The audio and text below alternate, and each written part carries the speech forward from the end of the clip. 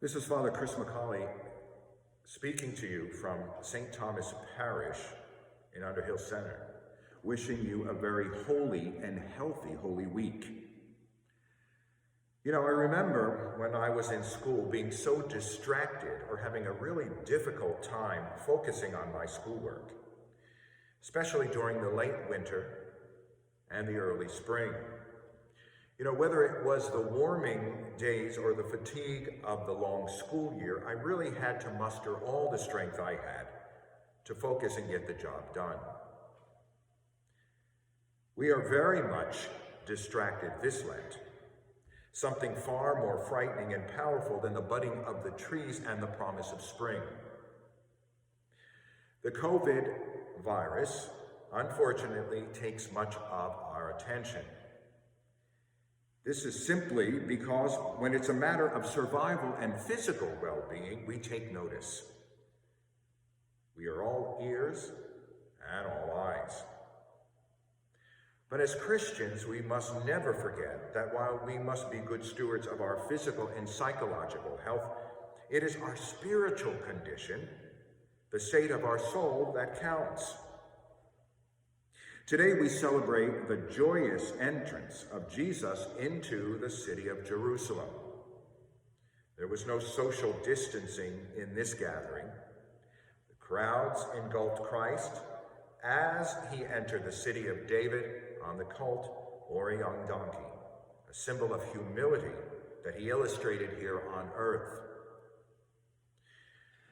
Christ is entering the final stage of his ministry, the work that led him to his death on the cross. Now, we don't always think of this, but Jesus Christ came to die. His mission on this planet was to die. At his nativity, lying in a manger, he took on our human nature. He took on earthly life so he could give it up by his death as the perfect offering for our sin. Jesus was not distracted. He was not confused about who he was or why he was living in the 1st century AD. At the age of 12, he is discussing theology with the hierarchy of the leaders of the Jewish temple. He responds to Mary and Joseph's exasperation of his being lost with the simple response that he had to be in his Father's house doing his Father's will. At the wedding at Cana, he indicates to his mother that if he creates wine out of water, his ministry will begin, and their relationship would change forever. This would start him down the road of his physical demise, that is, his death. Jesus was born to die. Christ was focused on this mission from childhood to adulthood. He was not distracted from his call.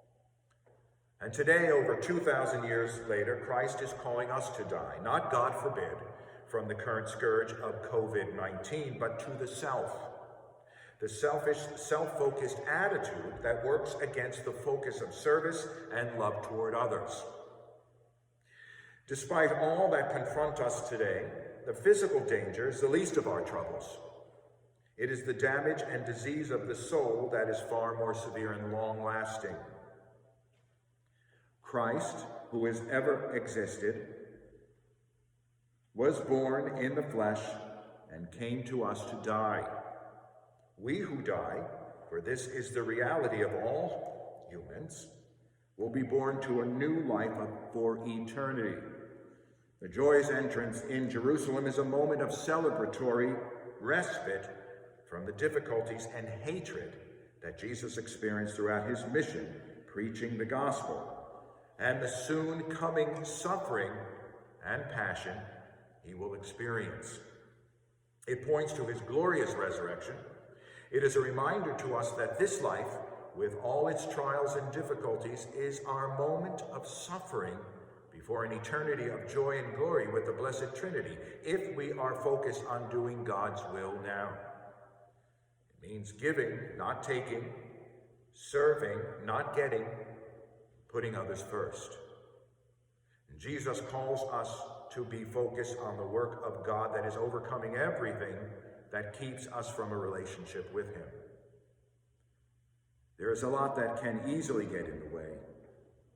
Yet he asks us to have the same focus as Christ does. That is, to destroy sin and thereby destroy death itself, the end result of sin.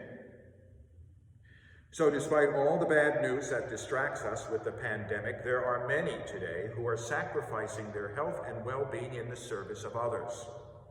Let's be focused on the true reality that Christ offered himself up so that we may live forever, where no pathogen or evil can harm us. For it is only through sacrifice, the refusal to give in to selfish desires and pleasures, and by serving others first, that true happiness can be ours. Let's ride forward in humility, as our Lord did on that first Palm Sunday, accepting the work he has ahead of us, always being willing to sacrifice our own desires for God and the good of others. I wish you all a very blessed and holy Easter.